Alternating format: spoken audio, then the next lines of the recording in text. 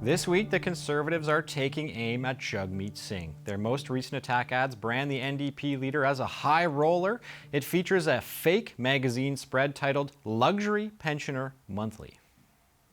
Jagmeet Singh is used to getting what he wants. He went to a high-priced American private school in Beverly Hills. Rolex watches, BMWs, Versace bag. While the ad says Singh went to a private school in Beverly Hills, it doesn't clarify that it was Beverly Hills, Michigan, not California. Singh did not directly clarify this at this point when asked by CBC about the Conservative accusations. Like I said, I've been really clear about my life and what I've gone through. And I've faced those struggles. My parents had to go through bankruptcy. We lost our home. And I remember how afraid I was of not being able to have a place to call home and how scary that is. I've lived through those struggles, and I was only able to make it through because things were a little bit better back then. And now, after Liberals and Conservatives have been in power, things are so much worse. I would not be able to make it if I was going through those same struggles today.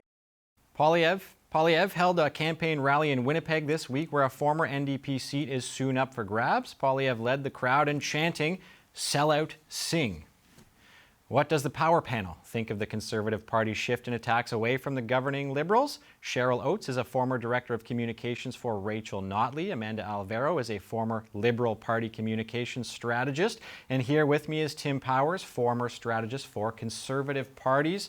Hello, everybody, and welcome to the Power Panel. So I'll start by pointing out that Luxury Pensioner Monthly is not a real magazine. What? But the political risks it poses to Singh perhaps are real. Cheryl, what do you make of Singh's response?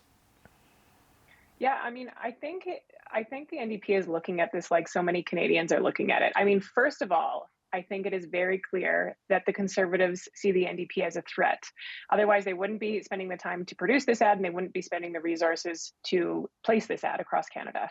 And secondly, I think it says a lot about what the campaign's thinking right now. Now, as a campaigner, I will just say, I love negative attack ads. I think anyone who tells you that they don't work is lying. But this one particularly goes right at Jagmeet Singh as a person, which is a risky bet in any scenario. They don't go at pharmacare, they don't go at dental care, they go right at him as a person. And I, for one, think that if you're going to ask voters for a reason not to vote for someone, saying this guy wears a Rolex is probably not a compelling reason.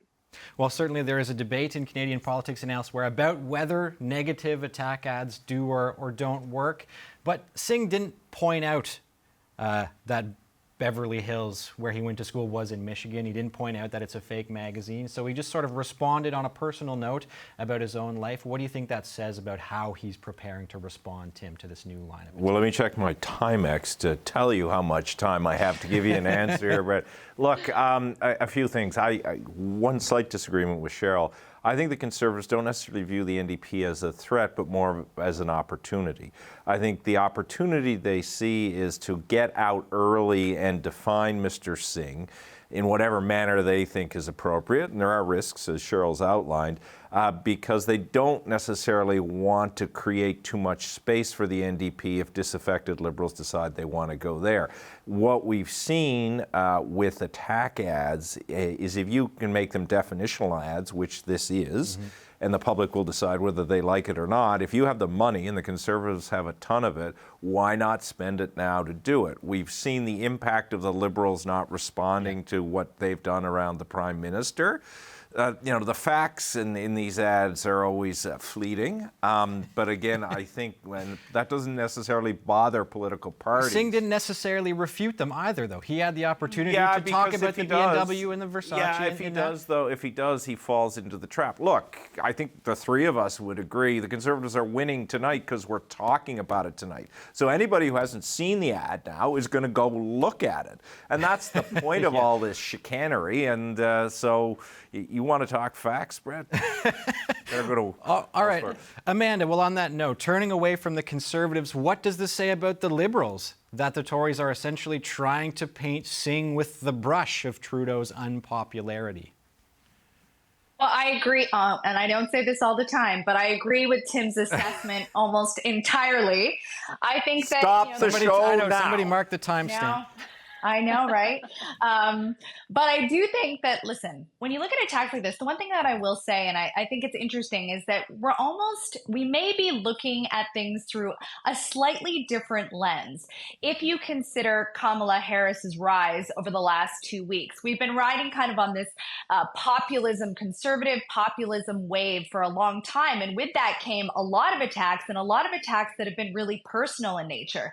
And what we're seeing south of the border, I think, is this reemergence of a more hopeful, more optimistic. I'm not going to go as far as Pollyanna-ish, but I think that there's an energy, almost a playfulness in what she's doing. And so I wonder if Canadians will start to evaluate ads here with that same lens, which is to look at it the way I did when I saw it, which was like, it's really personal. It's dishonest. It doesn't get to the heart. It's not about policy. And I know that that's not what attack ads are intended to be, but I do wonder if there's a potential shift in the way that we're evaluating tone and ads. If we're going to give way from, the ugly populist rhetoric that we've seen for a long time and be more open to a more hopeful message. If so, the Conservatives are going to find themselves in hot water because they seem to be one-trick ponies when it comes to that.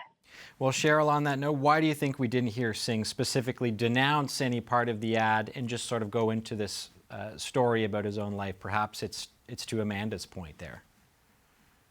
Well, I don't think there's a lot to be gained really in him diving into the ad line by line. Like, as a politician, you don't get many opportunities to say, I want to talk about this specific line of the ad, but if you want to ask me about Rolexes and BMWs, I don't want to comment. So he didn't even denounce it either, though, right? Like, he could have denounced it as personal, fake, that sort of thing, but he didn't. So why do you think he didn't take that line?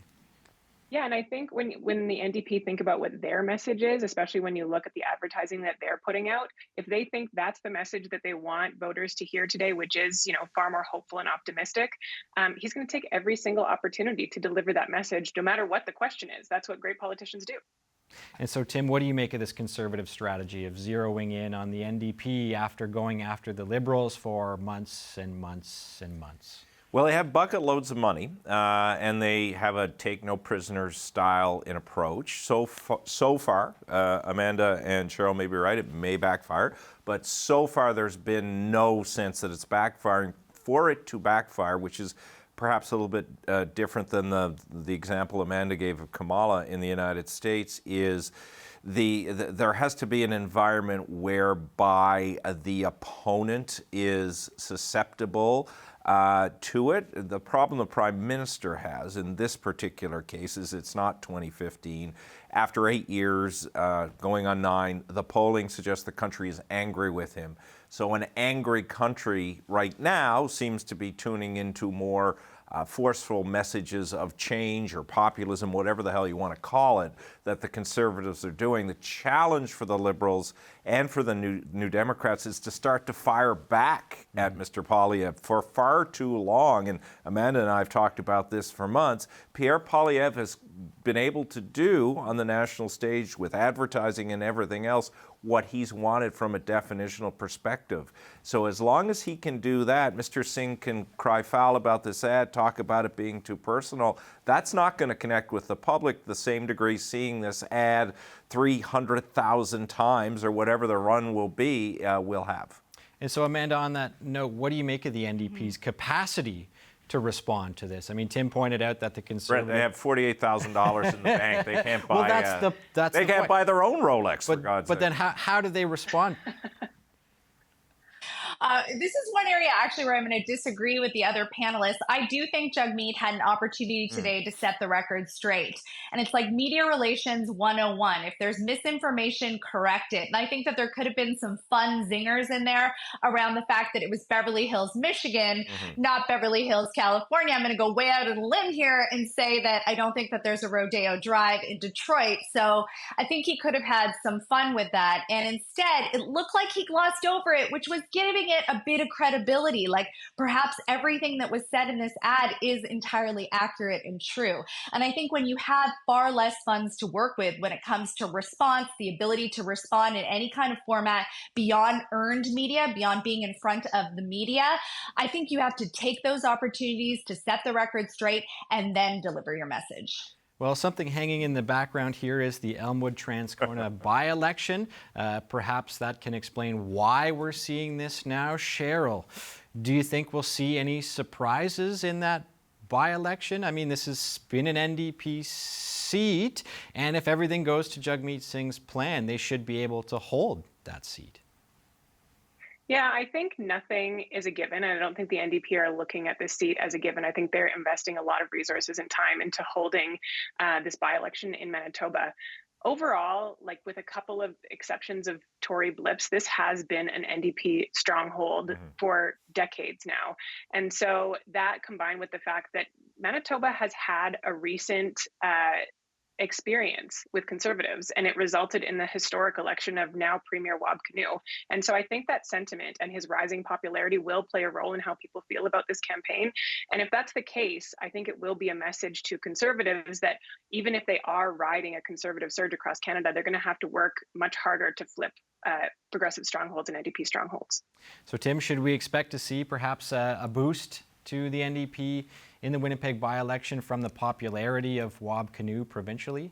It could, but I don't know how close Mr. Kinew is to Mr. Singh. Mr. Singh, with certain exceptions, Cheryl's old boss and Mr. Singh didn't always see eye to eye, to be polite. Mr. Singh doesn't necessarily see eye to eye with some of the other provincial leaders. I don't know where he and Mr. Kinew are and whether Mr. Kinew is going to put his shoulder into it. I would agree that if he is going to put his shoulder into it, then that may help the NDP, but I suspect Mr. Kinew is also looking forward, looking at the polls and deciding what's in his best interest there. So I wouldn't count on a boost from Premier Kinew to Mr. Singh unless they have another sort of relationship that we don't know about that may predicate that being a different approach.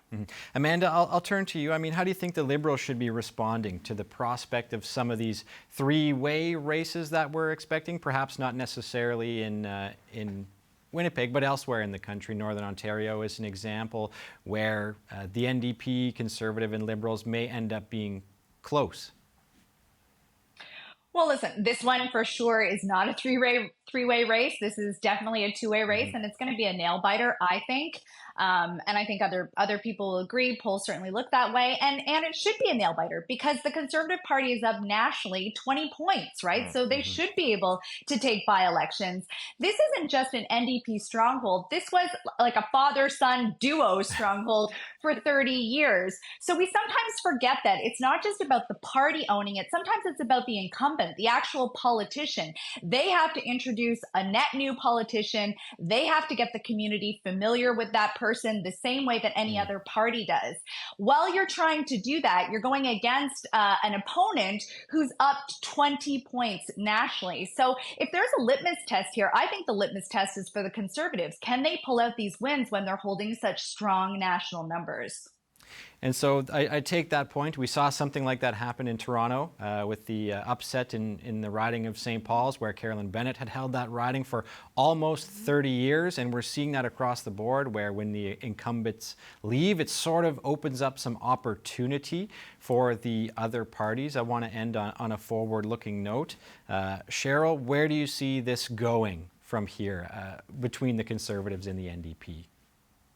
Yeah, like I completely agree with what Amanda said. I don't think that this result has been decided, and I do think that it will be a tight race. And if the NDP want to hold it, they're going to have to work really hard to hold it. I think in terms of the dynamics of the race, a lot can be gleaned from the ads that both the NDP and the Conservatives have recently released.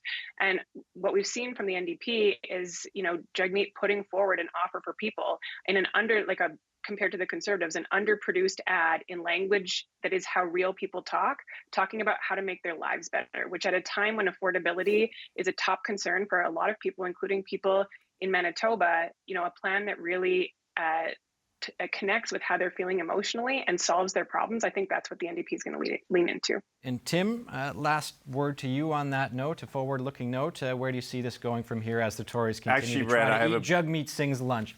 I have 30 seconds. Well, here's the bigger revelation. Beverly Hills Cop has to now be rewritten. Eddie Murphy should not have been from Detroit. He should have been from Beverly Hills, Michigan. That is the most forward-looking thing I can say now. Let's redo Beverly Hills Cop. All right, I want to end on that note and thank the Power panel, Cheryl Oates, Amanda Alvaro, and Tim Powers.